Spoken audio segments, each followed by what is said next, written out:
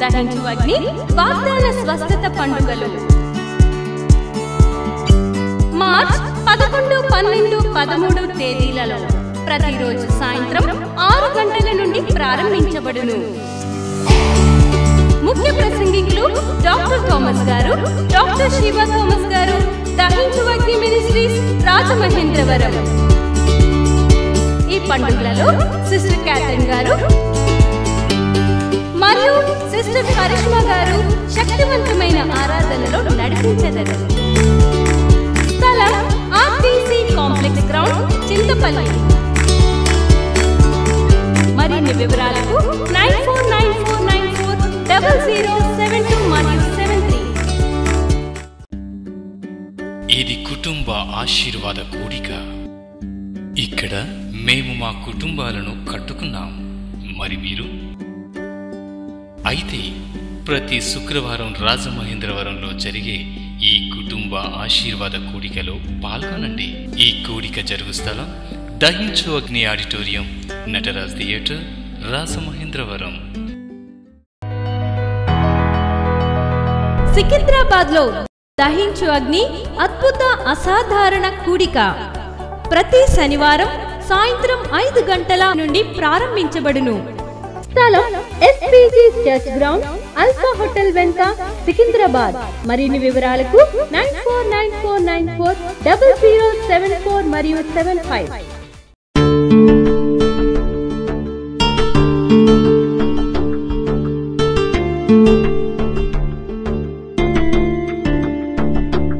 హల్లెలూయా.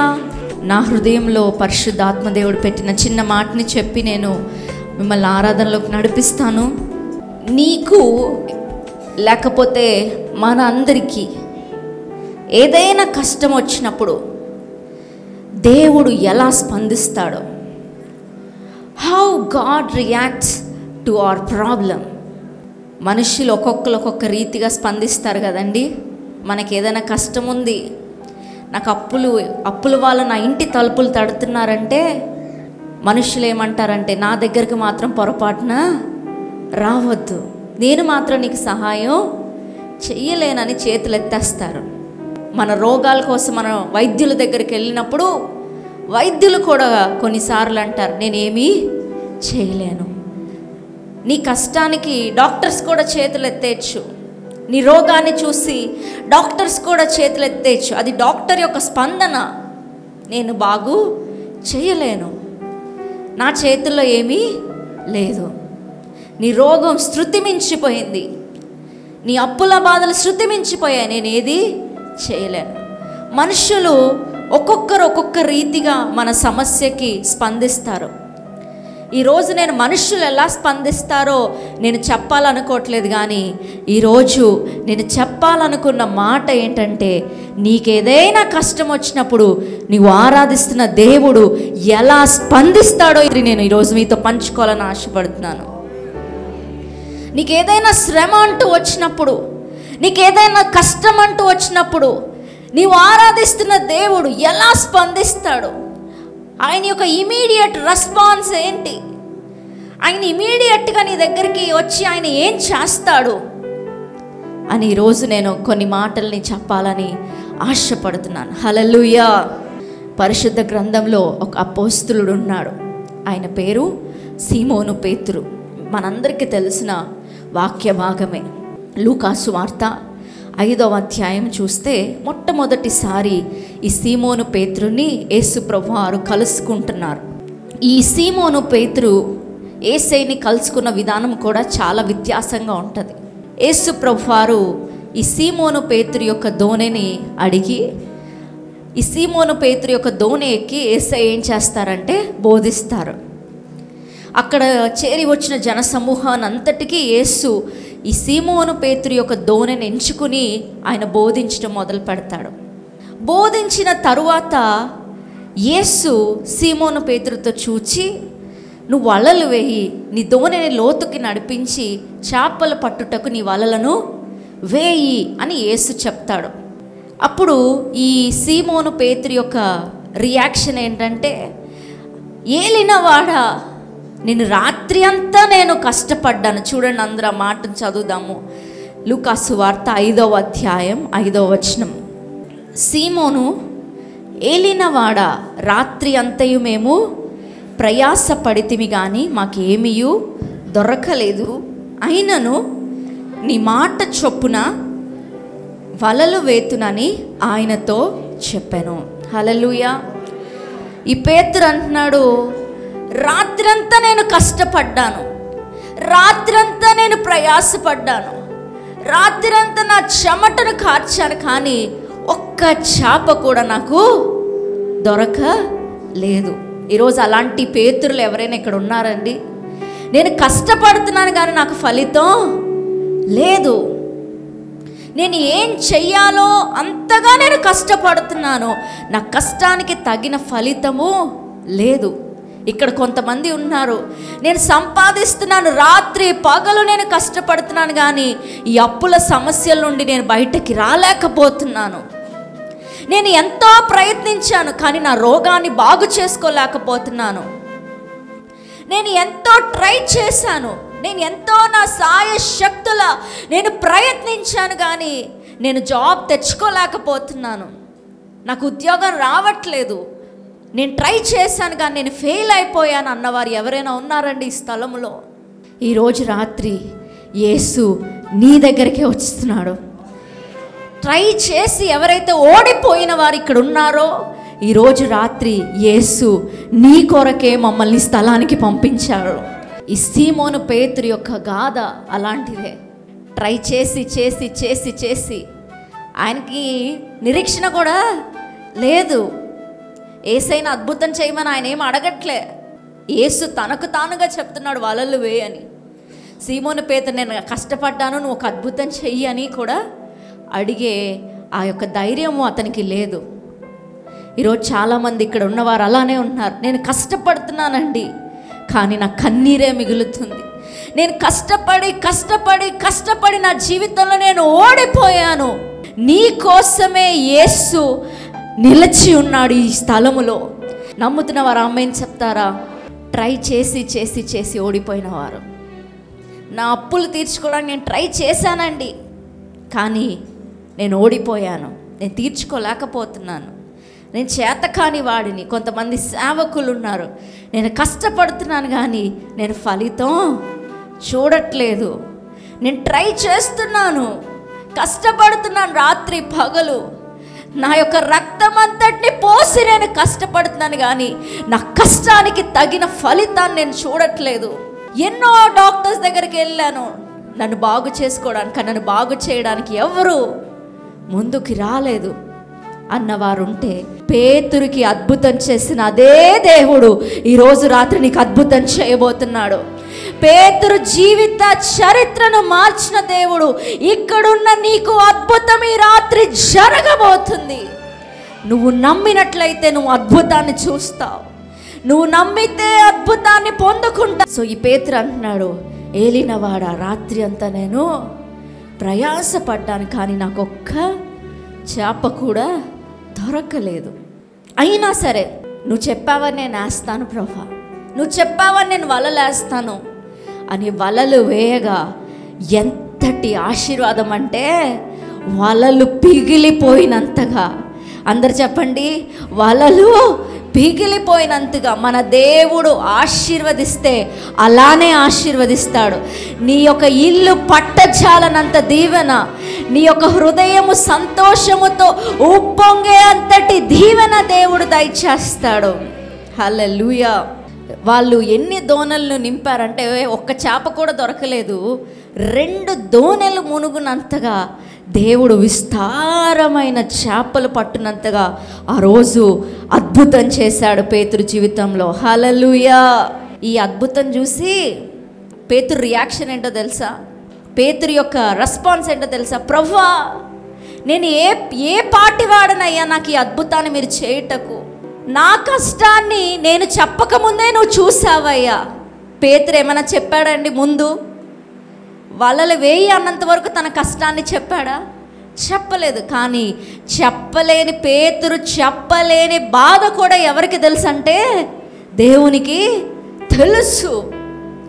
ఈ పేతురు యొక్క మనసులో ఆ విస్తారమైన చేపలు చూసి అతని మనసులో వచ్చిన ఆలోచన ఏంటంటే, అతని మనసులో హృదయ ఘోష ఏంటంటే, ప్రభువా నేను ఏ పాటి వాడనయ్యా, నువ్వు నా కష్టాన్ని చూసావు, మనుషులు ఎవరు నా కష్టాన్ని చూడలేదు, నేను పడుతున్న ప్రయాసను మనుషులు చూడలేదు, నేను పడుతున్న ఇబ్బందులు, నేను పడుతున్న కన్నీరుని మనుషులు చూడలేదు, కానీ నా కష్టాన్ని నీవు చూసావయ్యా, నువ్వు ఎంతటి ప్రేమ కలిగిన దేవుడు ప్రభువా, నేను ఒక పాపాత్ముడిని తండ్రి నీ ఎదుట అని యేసు ఎదుట సాగిల పడిపోయాడు. అక్కడ యేసయ్య మారు మనసు కోసం ప్రసంగం చేయలేదండి. పేతురుని చూసి నువ్వు మారు మనసు పొందుకోవాలి, నీ పాపాలని ఒప్పుకోవాలని ప్రసంగం ఏమీ చేయలేదు యేసు. ఆయన ప్రేమను పేతురు రుచి చూచాడు అంతే. ఎక్కడో ఒక చోట ఉన్న నా కష్టం కూడా ఈయన పట్టించుకుంటున్నాడా అన్న విషయం పేతురికి అర్థమైనప్పుడు యేసు ఎదుట సాగిలపడి, నేను ఒక పాపాత్ముడినయ్యా, నన్ను క్షమించు, నన్ను విడిచే పొమ్ము, నేను ఒక పాపాత్ముడిని అని పేతురు కేకలు పెట్టాడు. యేసయ్య ప్రేమ అలాంటిదే.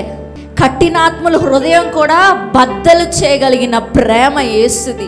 ఒక్కసారి యేసు దర్శనం కలిగిందంటే చాలు, మీ ఇంటిలో ఉన్న సౌలులు పౌలుగా మారిపోతారు. మీ ఇంటిలో యేసు యొద్దకి రానివారు నాకు యేసు కావాలి, నేను ఒక పాపాత్ముడిని అని రొమ్మ కొట్టుకుని ఏడుస్తారు. నా యేసు ప్రేమకి అంతటి శక్తి ఉంది. పాపాత్ములు కూడా ఏమి ప్రసంగం చెయ్యక్కర్లేదండి, ఆయన ప్రేమని చూస్తే చాలు వాళ్ళ హృదయం బద్దలైపోయి పేతురు ఏడుస్తున్నాడు. ఏమని ఏడుస్తున్నాడంటే, ప్రభువా నేనొక పాపాత్ముడిని, నేనొక పాపాత్ముడినయ్యా, నేనొక పాపాత్ముడిని, నన్ను విడిచి పొమ్ము అని కేకలు పెడుతున్నాడు. హల్లెలూయా. అప్పుడు యేసు అతన్ని చూసి, నువ్వు భయపడకు, ఈ రోజు నుండి నువ్వు మనుషులను పట్టే జాలరిగా ఉంటావు అని దేవుడు వాగ్దానం చేశాడు. పేతురు అడిగాడండి, అడగకుండానే దేవుడు ఇచ్చాడు. దేవుడు అడిగింది ఇస్తాడు. కొన్నిసార్లు నువ్వు అడగలేని శ్రేష్టమైన ఆశీర్వాదాన్ని కూడా దేవుడు ఇక్కడున్న అందరి కొరకు సిద్ధపరిచి ఉంచాడు. ఇక్కడున్న మీ అందరికీ అడిగినవి దేవుడిస్తాడు, అడగలేనివి కూడా నీకు దేవుడిస్తాడు. నీకు చేత కాని వాటిని దేవుడి సంవత్సరం నీ జీవితంలో చేసి చూపించబోతున్నాడు. నీవు చేయలేని వాటిని యేసు ఈ సంవత్సరం నీ జీవితంలో చేయబోతున్నాడు. నువ్వు తీర్చుకోలేని సమస్యను, నువ్వు పరిష్కరించుకోలేని సమస్యను యేసు ఈ సంవత్సరము నీ పక్షాన నిలబడి ఆయన పరిష్కరించబోతున్నాడు. చప్పట్లు కొడుతూ దేవుని నామాన్ని మహింపరచండి. ఎంతమంది నమ్ముతున్నారండి? నేను నమ్ముతున్నాను యేసయ్య అని చెప్పండి. మీ చేతులు ఎత్తి చూపించండి. నేను నమ్ముతున్నానయ్యా, నేను నమ్ముతున్నానయ్యా, నేను విశ్వసిస్తున్నానయ్యా, నేను విశ్వసిస్తున్నానయ్యా, నా కన్నీటిని తుడుస్తావని నేను విశ్వసిస్తున్నానయ్యా. హల్లెలూయా. ఈ యొక్క పేతురు ఏది చెయ్యలేకపోయాడో అది ఎవరు చేసి చూపించారండి? యేసు యొక్క ఒక్క మాట చేసి చూపించింది. ఈరోజు మీరు యేసయ్యని చూసి ఒకే ఒకటి అడగాలి, ప్రభువా నా జీవితాన్ని చూసి ఒక్క మాట పలుకుదేవా, ఒక్క మాట పలుకుదేవా, నీ ఒక్క మాట చాలు తండ్రి నా జీవిత పరిస్థితిని మార్చడానికి అని అడగండి.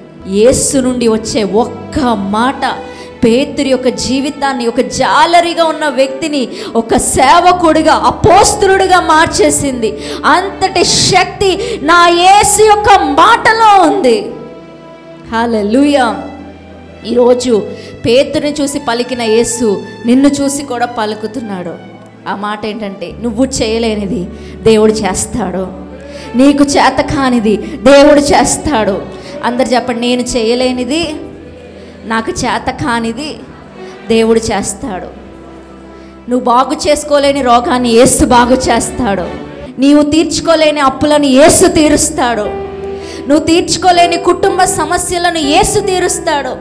నువ్వు కట్టలేని మందిరాన్ని యేసు కడతాడు. నీవు కట్టలేని గృహాన్ని యేసు కడతాడు. నువ్వు చేసుకోలేనివి, నీకు చేత కాని వాటిని యేసు ఈ సంవత్సరము చేయబోతున్నాడు. ఈ సంవత్సరమే యేసు చేయబోతున్నాడు. హల్లెలూయా. యేసయ్య ఇచ్చిన దీవెన ఎలా ఉందంటే, చుట్టూ ఉన్నవారు విభ్రాంతి పొందుతున్నారంట, ఆశ్చర్యపోతున్నారంట.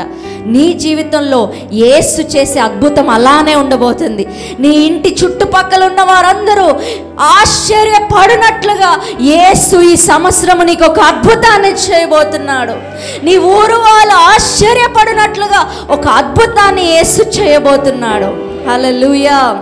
అయితే ఈ అద్భుతాన్ని పొందుకోవడానికి, పేతురు యొక్క ఫెయిల్యూర్ సక్సెస్గా మారడానికి పేతురు ఏం చేశాడండి అంటే, ఆయన 4 కార్యాలు చేశాడండి. ఒకటి, ఆయన తన దోణని యేసుకి ఇచ్చాడంట. అందరు చెప్పండి, తన దోణని యేసుకి ఇచ్చాడు. నీకు అద్భుతం జరగాలంటే నీ హృదయాన్ని యేసుకి ఇవ్వాలి, నీ జీవితాన్ని యేసుకి ఇవ్వాలి. నీ హృదయంలో యేసు ఉన్నాడా, లోకం ఉందా? ఈరోజు ఆలోచించుకో ప్రియ దేవుని జనాంగమా. నీ హృదయంలో యేసుకి రాత్రి చోటిస్తే, యేసుకి నీ హృదయంలో స్థానాన్ని ఇస్తే, నీ యొక్క అవమానాలు, ఫెయిల్యూర్స్ అన్నీ ఆశీర్వాదంగా మార్చబడతాయి. నీ యొక్క ఫెయిల్యూర్స్ అన్నీ దీవెనగా మార్చబడతాయి. నీ అవమానానికి బదులుగా దేవుడు రెట్టింపు ఘనతని వస్తాడు. అయితే నువ్వేం చేయాలి? నీ బోటులో ఎవరు ఉండాలి? యేసు ఉండాలి. ఈరోజు ఒక్కసారి ఆలోచించుకో, నిజంగా నీ యొక్క హృదయంలో యేసు ఉన్నాడా? నీ యొక్క హృదయంలో నిజంగా యేసు ఉన్నాడా? నీ జీవితంలో యేసుకి చోటు ఉందా? నీ జీవితంలో యేసుకి స్థానం ఉందా? ఈరోజు ఆలోచించండి. ఈ పేతురు రెండవదిగా ఏం చేశాడంటే పశ్చాత్తాపపడుతున్నాడు. ఏం చేస్తున్నాడు చెప్పండి? పశ్చాత్తాపపడుతున్నాడు. నేను పాపాత్ముడినయ్యా, నన్ను క్షమించు. నీ హృదయంలో దేవునికి చోటిస్తే మాత్రం సరిపోదు, పశ్చాత్తాపపడాలి. యేసుకి ఇష్టం లేని కార్యాలను విడిచిపెట్టాలి. యేసయ్యా నన్ను క్షమించు అని నువ్వు అడిగితే ఎంతటి పాపినైనా యేసు క్షమిస్తాడు. ఎంతటి పాపినైనా యేసు దగ్గరికి చేర్చుకుంటాడు. ఈరోజు ఈ మాట వింటున్న నీవు యేసయ్యకి దూరముగా ఉన్నావేమో, యేసయ్యకి ఎక్కడో దూరంగా ఉన్నావేమో. ఒకప్పుడు మందిరానికి క్రమముగా వచ్చేవాడివి, ఒకప్పుడు చక్కగా ఉపవాస ప్రార్థనలు ప్రతిరోజు తెల్లవారు లేచి ప్రార్థన చేసేవాడివి. ఆ ప్రార్థన ఏమైపోయింది? ఆ భక్తి జీవితం ఏమైపోయింది? ఈరోజు యేసయ్యకి దూరంగా బ్రతుకుతున్నావా? ఈరోజు పశ్చాత్తాపపడు. యేసయ్య లేకపోతే నీ జీవితం సున్నా. ఎవరి జీవితమైనా సరే యేసు ఉంటేనే నీ జీవితానికి ఒక సార్థకత. యేసు లేకపోతే మనందరి జీవితం సున్నా. ఈరోజు యేసయ్య సన్నిధిలో పశ్చాత్తాపపడండి. యేసయ్యకి దూరంగా ఉన్నవారు తిరిగి రండి యేసయ్య దగ్గరికి. ఈరోజు మమ్మల్ని యేసు ఈ ఒంగోలు పట్టణానికి ఎందుకు నడిపించాడంటే, ఈరోజు నిన్ను ఆయన దగ్గరికి చేర్చుకోవడానికి. ఇక్కడ యేసు నిలబడి ఉన్నాడు. ఇక్కడ యేసు నిలబడి తన 2 చేతులు చాపి ఉన్నాడు. నువ్వు ఆయన దగ్గరకు వస్తే ఆయన నిన్ను క్షమిస్తాడు. హల్లెలూయా.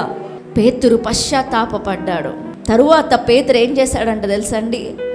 సమస్తాన్ని విడిచిపెట్టి యేసు వెనకాల వెంబడించాడంట. ఒక్క రోజుతో వచ్చేది మారు మనసు కాదండి. ప్రతిరోజు నువ్వు సిలువనెత్తుకోవాలి. ప్రతిరోజు నీ యొక్క ఇష్టాలను యేసు కొరకు చంపుకొని యేసుకి సాక్షిగా బ్రతకాలి. ప్రతిరోజు నీ జీవితాన్ని యేసుకి ఒక యాగముగా సమర్పించాలి. ఈ పేతురు సమస్తాన్ని వదిలేసి యేసయ్య వెనకాలే వెళ్ళిపోయాడు. ఈ రోజుల్లో చాలా మందికి సగం యేసు సగం లోకం. 2 పడవల మీద కాలేస్తే ఏం జరుగుతుంది చెప్పండి? మునిగి పోతాం. ఈరోజు లోకాన్ని పక్కన పెట్టేసే యేసుని వెంబడించు. హల్లెలూయా. ఈ పేతురు ఈ 3 కార్యాలను చేశాడు. యేసుకి తన హృదయంలో చోటునిచ్చాడు, పశ్చాత్తాపపడుతున్నాడు, అన్నిటినీ వదిలి యేసు వెనకాలే వెళ్ళిపోతున్నాడు. ఈ పేతురు జీవితాన్ని దేవుడు ఆశీర్వాదకరంగా మార్చాడా లేదా? మార్చాడు. ఈరోజు నీవు గనక నిజంగా పశ్చాత్తాపపడితే, నిజంగా యేసయ్యకి నీ హృదయంలో చోటునిస్తే, నీ జీవితాన్ని కూడా యేసయ్య మార్చి వేస్తాడు. నీ కష్టానికి దేవుడు ఎలా స్పందిస్తాడు అనంటే, నువ్వు చేయలేని వాటిని ఆయన చేసి చూపిస్తాడు. తర్వాత రెండవదిగా నీ కష్టానికి ఆయన ఎలా స్పందిస్తాడంటే, నీ ప్రార్థనలన్నిటికీ, నీ కేకలన్నిటికీ ఆయన జవాబునిస్తాడు. హల్లెలూయా. నువ్వు చేసిన ప్రతి ప్రార్థనను దేవుడు ఆలకించబోతున్నాడు. నువ్వు చేసిన ప్రతి విన్నపాన్ని దేవుడు వినబోతున్నాడు. నీకు ఒక అద్భుతం ఈ సంవత్సరం దేవుడు చేయబోతున్నాడు. గ్రుడ్డి భిక్షకుడికి ఏమైనా సాధిస్తానన్న ఆశ ఉంటుందా? ఏ ఆశ ఉండదు. అతనికి చూపు లేదు కాబట్టి అతను ఏం చేస్తున్నాడు? అడుక్కుని తన కడుపుని నింపుకుంటున్నాడు. యేసు ఆ మార్గమును వెళ్ళిపోతున్నాడని విని, నజరేయుడైన యేసు అని ఆయన గురించి తెలుసుకుని, దావీదు కుమారుడా నన్ను కరుణించని కేకలు పెట్టాడు. ఆయన కేకలు అక్కడ ఉన్న వాళ్ళందరూ వింటున్నారు కానీ ఎవ్వరూ పట్టించుకోవట్లేదు. కానీ ఈ గ్రుడ్డివాడు పెట్టే కేకలు, ఆయన కన్నీటి కేకలు ఎవరికి వినబడ్డాయంటే యేసయ్యకి వినబడ్డాయి. ఈరోజు నేను చెప్తున్నాను, నీ కన్నీటి కేకలు యేసయ్యకి వినబడతాయి. అక్కడున్న ఏ ఒక్కరు అతని కోసం ఆగలేదు. పరిశుద్ధ గ్రంథంలో ఉంది, యేసు అక్కడ నిలిచి ఆగిపోయాడు. యేసు ఈ వ్యక్తి పడుతున్న కష్టాన్ని చూసి యేసు ఆగిపోయాడు.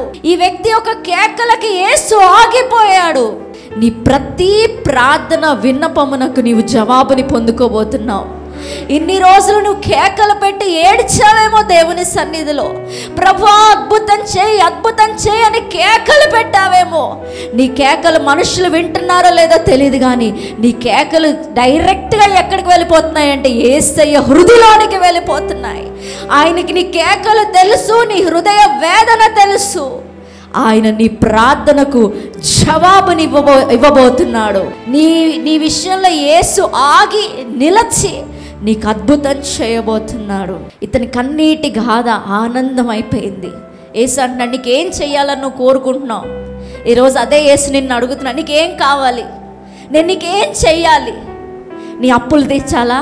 నేను స్వస్థపరచాలా? నీ ఇంటిలో రక్షణ కార్యం చేయాలా? నీ కుటుంబ సమస్యలు తీసేయాలా? ఈరోజు యేసయ్యని చూసి చెప్పండి, అవును యేసయ్య నాకు అద్భుతం చెయ్యి. ఈరోజు ఈ స్థలంలో మీరు చేస్తున్న ప్రార్థన యేసు వింటున్నాడు. ఈ సంవత్సరంలోనే అద్భుతం జరగబోతుంది. ఈ సంవత్సరంలోనే నీ ప్రతి ప్రార్థన విన్నపమునకు దేవుని యొక్క జవాబును పొందుకోబోతున్నావు. ఈరోజు యేసు నీకు అటువంటి అద్భుతాన్ని చేయబోతున్నాడు. ఈరోజు ధైర్యం తెచ్చుకో. నీ ఓపిక అంతటినీ సమకూర్చుకొని ధైర్యం తెచ్చుకో. ఈరోజే అద్భుతాన్ని చూడబోతున్నావు. ఈరోజే యేసయ్య యొక్క కార్యాన్ని నీ జీవితంలో రుచి చూడబోతున్నావు. ఈరోజే నీ కన్నిటికి యేసు ఒక ఫుల్ స్టాప్ పెట్టబోతున్నాడు. నీ కష్టానికి దేవుడు 2 విధాలుగా స్పందిస్తాడు. ఒకటి, నీ యొక్క చేతకానితనం, నువ్వు ఏదేదైతే చేయలేకపోతున్నావో ఆయన చేసి నీతో ఉన్నానని రుజువు చేసుకుంటాడు. రెండవది, నీ ప్రార్థనని ఆయన ఆలకిస్తాడు. నువ్వు పెట్టే కేకను, హృదయ కేకను ఆయన వింటాడు. మీ హృదయం అంతటిని తెరచి యేసయ్యకి మీ యొక్క విన్నపాన్ని తెలియచేయండి. ఆ గ్రుడ్డి వ్యక్తి వలె మీరు ఎంత గట్టిగా, ఎంత మీ హృదయంలో ఉన్న ఎంత ఆ వేదన అంతటిని మీరు ఎలా కుమ్మరిస్తారో అది మీ ఇష్టం. కానీ ఈరోజు రాత్రి నువ్వు యేసయ్యకి ఏమి చెప్తున్నావో ఆయన చేస్తాడు. నువ్వు ఏ విషయం కొరకు కేకలు పెడుతున్నావో ఆయన చేస్తాడు. యేసయ్యా నన్ను కరుణించండి, కనికరపడతాడు. యేసయ్యా నన్ను బాగు చేయండి, ఆయన బాగు చేస్తాడు. యేసయ్యా నా బిడ్డని ముట్టయ్యా అంటే ఆయన నీ బిడ్డని ముడతాడు. నువ్వు ఏ విషయమై కన్నీరు కారుస్తున్నావో ఆ విషయంలో యేసు తన కార్యాన్ని నీ పక్షాన నిలబడి జరిగించబోతున్నాడు. నీ కష్టాన్ని చూసే దేవుడు మౌనంగా ఉండక మానడు. నీకు అద్భుతం జరుగుతుంది. ఈ సంవత్సరమే దేవుడు అద్భుతం చేస్తాడు. ఈ నెలలోనే దేవుడు యేసయ్యా తండ్రి, ఎవరైతే ప్రభువా పేతురు వలె తమ దోణెను నీకు ఇస్తున్నారో వారి కష్టములకు జవాబుని పొందుకొందురుగాక. వారి కన్నీరు సంతోషంగా మార్చబడునుగాక. యేసయ్యా తండ్రి, ఈ సంవత్సరంలోనే అద్భుతం జరుగునుగాక. యేసు నామములో అద్భుతం జరుగునుగాక. విస్తారమైన ఆశీర్వాదమును చూచుదురుగాక. తమ కన్నీటికి జవాబుని పొందుకొందురుగాక. నీ కార్యము జరిగించుమని యేసు నామములో అడిగి వేడుకుంటున్నాం తండ్రి. ఆమేన్ ఆమేన్. చింతపల్లిలో దహించు అగ్ని వాగ్దాన స్వస్థత పండుగలు మార్చ్ 11, 12, 13 తేదీలలో ప్రతిరోజు సాయంత్రం 6 గంటల నుండి ప్రారంభించబడును. ముఖ్య ప్రసంగికులు డాక్టర్ థామస్ గారు, డాక్టర్ శివ థామస్ గారు, దహించు అగ్ని మినిస్ట్రీస్ రాజమహేంద్రవరం.